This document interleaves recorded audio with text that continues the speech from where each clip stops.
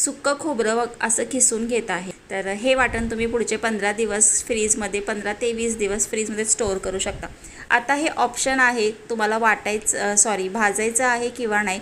मला वाटते की मी भाजूनच घ्यायला पाहिजे, म्हणून मी भाजूनच घेते। असं खरपूस छान खोबरं असं भाजून घ्यायचं। एकच वाटी खोबरं घेतलेलं आहे आणि काय होते बरेचदा की आपल्याकडे काही गोष्टी अवेलेबल नसतात, पण असं वाटण जर असेल ना तर आपण पटकन चमचमीत भाजी करू शकतो। अगदी पनीरची सुद्धा तुम्हाला पाहिजे तुम्ही ते करू शकताय।